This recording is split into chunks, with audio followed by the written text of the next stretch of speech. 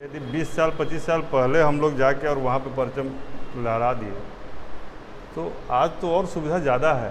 आप जो पढ़ना चाह रहे हैं उसके लिए इंटरनेट पे उपलब्ध। हम बता रहे हैं 2003 की बात है, मुंबई गए थे तो मुंबई में एक होर्डिंग लगा हुआ था, दो Bihar has the lowest literacy rate but still it produces 28% of IAS every year. यद्यपि बिहार की साक्षरता दर बहुत कम है, फिर भी भारत से निकलने वाले 28% IAS इसी राज्य से आते हैं। यह आंकड़ा 2003 के आसपास का है। बीच में तो बहुत ख़राब हो गया, हम लोग 5% पर आ गए थे, यानी 5% IAS ही बिहार से आता था। इस बार 14-15% के आसपास पहुंचा है। 60 लोगों का तो लिस्ट मेरे पास आ चुका है कि 60 लोग बिहार से क्वालिफाई कर चुके हैं। लेकिन बहुत ही अफसोसजनक इसमें बहुत सारे फैक्टर हैं।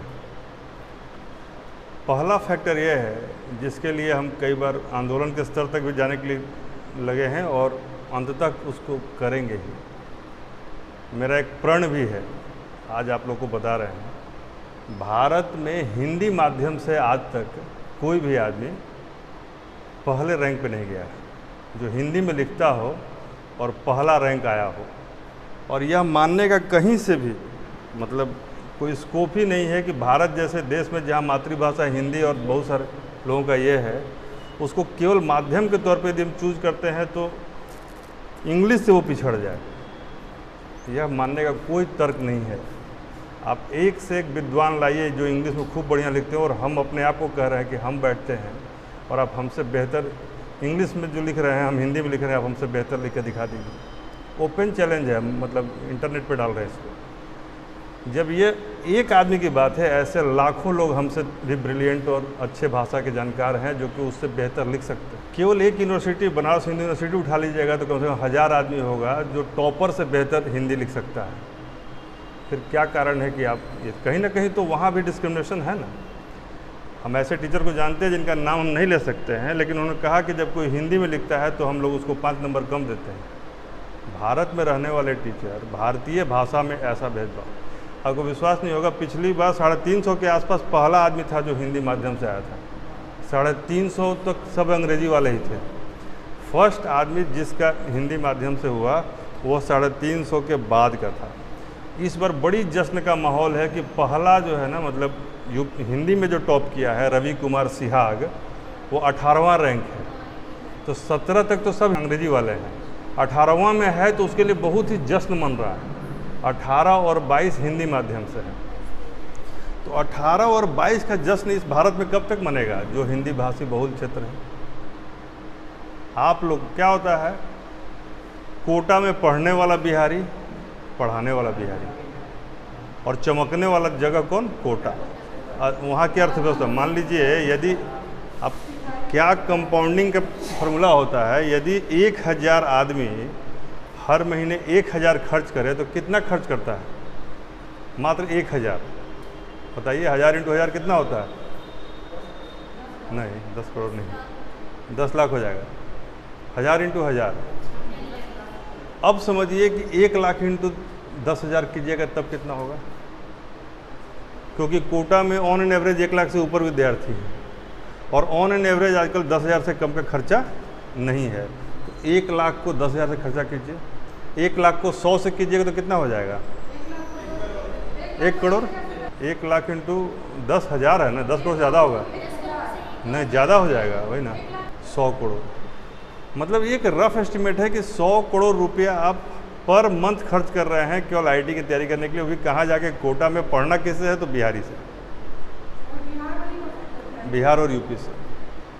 आज सिविल सर्विसेज में आप पूछिएगा कि भाई क्या करोगे, कल ही 1-2 लड़का आया था इंक्वायरी के लिए, बोला UPSC करना है। तो UPSC करना बोलने के साथ ही उसके दिमाग में मतलब जो भाषा में बात आई कि दिल्ली जाएंगे, बिना दिल्ली गए UPSC नहीं होगा।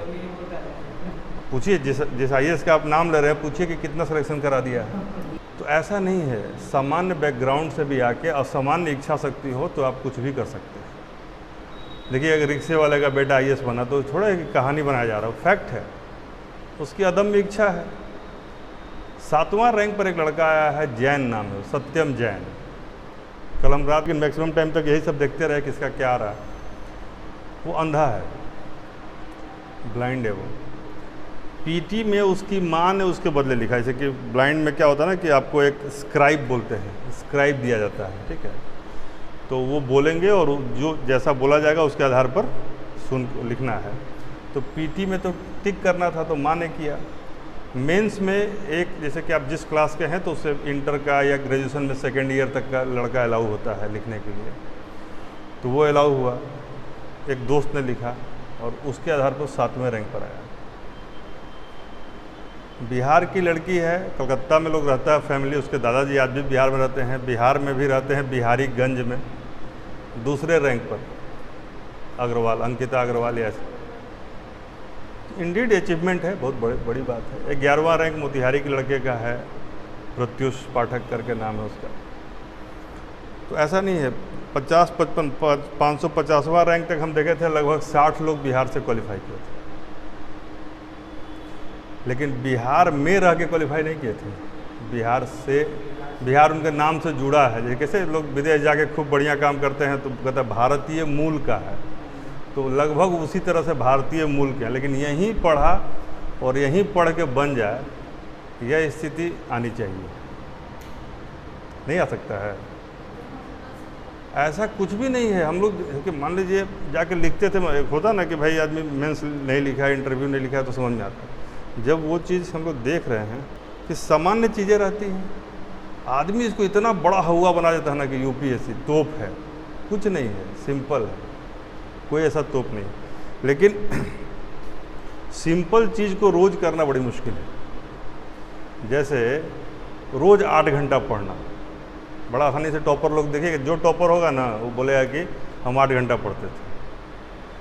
और आप देखिएगा कि 8 घंटा पढ़ने में हम तो 10 घंटा पढ़ते हैं। कई लोग हैं ना जो 10 घंटा पढ़ते हैं, तो लगेगा कि 8 घंटा पढ़ना तो हम तो टॉपर से भी ज़्यादा नंबर ले आएंगे। यही भ्रम है। मुश्किल 8 घंटा रोज़ पढ़ना है। वो लोग टॉपर्स में क्या होता है, या टॉपर्स कोई अलग से तो आता नहीं, हमारे आपके बीच से ही होते हैं।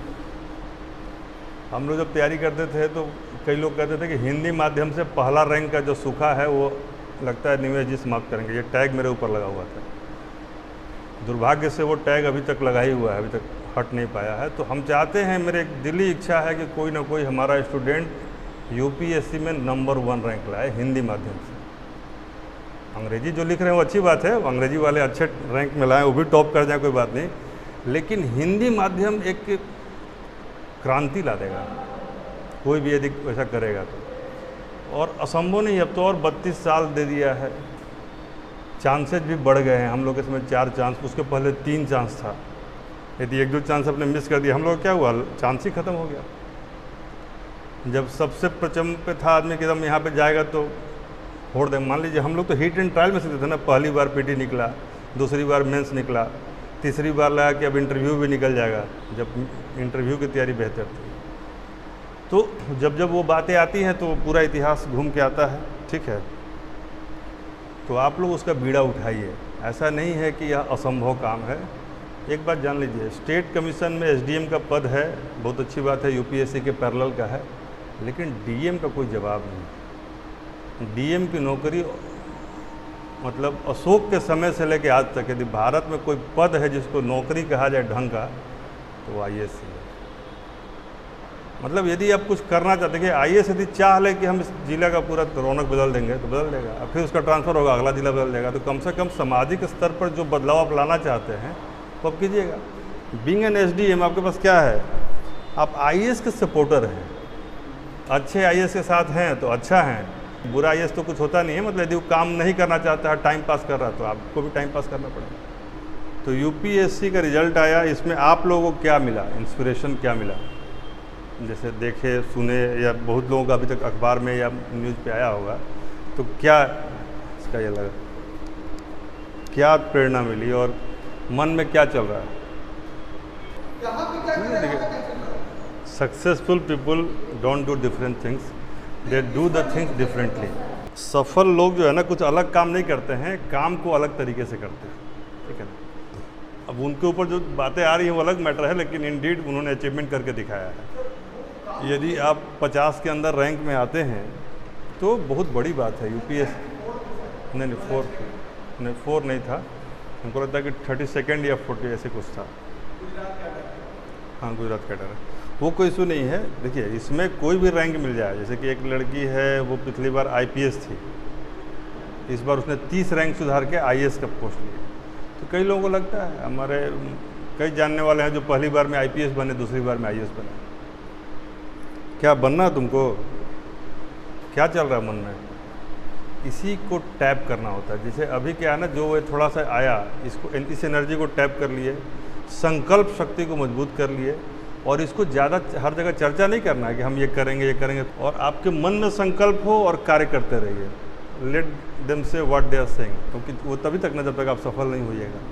सफलता का अपना पैरामीटर तय कीजिए और अपने जुनून में काम कीजिए। रोज़ का काम रोज़ करना बहुत बड़ी बात है। हम कितनी बार आपको बोले होंगे, 1-2 बार नहीं बोले।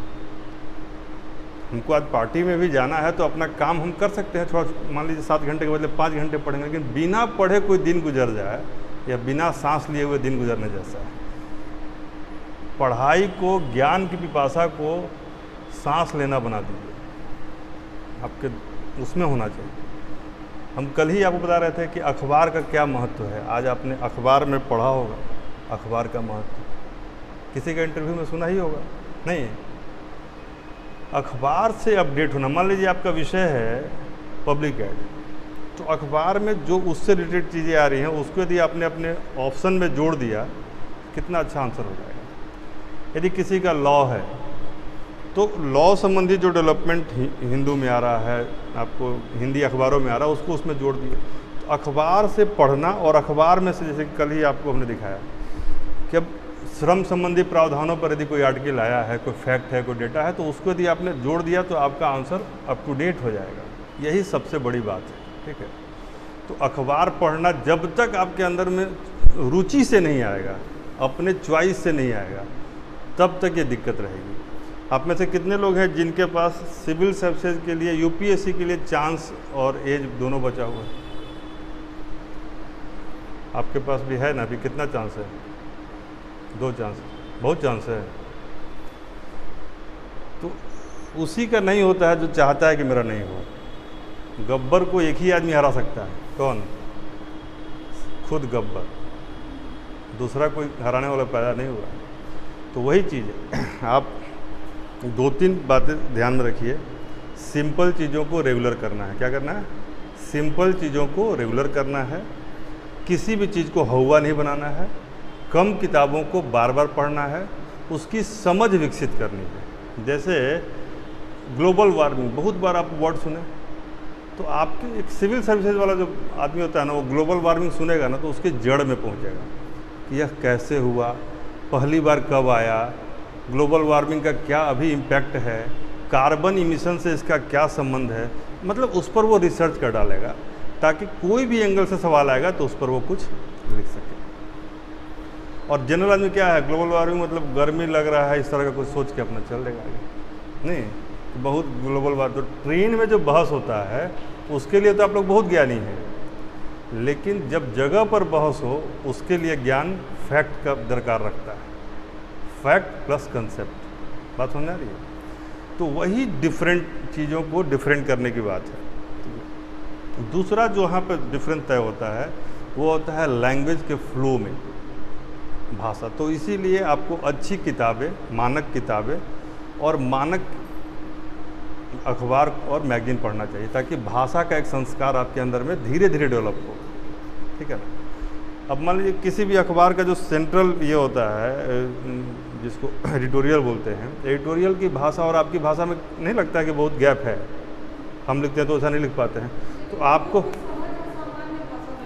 क्योंकि हम लोगों को लगता है कि हम जब अच्छा लिखेंगे ना तो खूब एकदम संस्कृत के शब्द लगाएंगे, चाहे इंग्लिश में लिखेंगे तो खूब आर्टिस्टिक लैंग्वेज डालेंगे। नहीं, सिंपली समझा दें, कंसेप्ट को एस्टेब्लिश कर दे फैक्ट के द्वारा। जैसे रोड पर चलना खतरनाक है, यह एक तथ्य है। अब आपने कहा कि नहीं, रोड पे चलना नहीं, रोड के किनारे चलना खतरनाक है, तो आप डेटा दीजिएगा ना। तो आप दीजिएगा नहीं, जो लोग पिछले साल मरे वो रोड के किनारे चल रहे थे, इतना आंकड़ा में 70% ऐसे चल।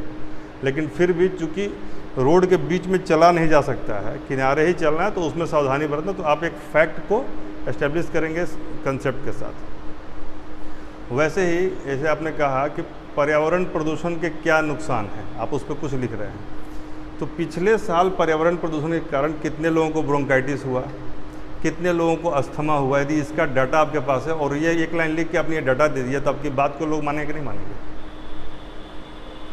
भारत में लड़कियों का प्रदर्शन दिन ब दिन बेहतर हो रहा है, इसको आपने एक सेंटेंस लिखा, एक तथ्य दिया, लेकिन इस तथ्य को प्रूव करने के लिए आपने दे दिया कि नहीं, बिहार में देखिए इतने % महिलाएं पिछले साल क्वालिफाई की थी और इस साल इतना ज़्यादा क्वालिफाई की।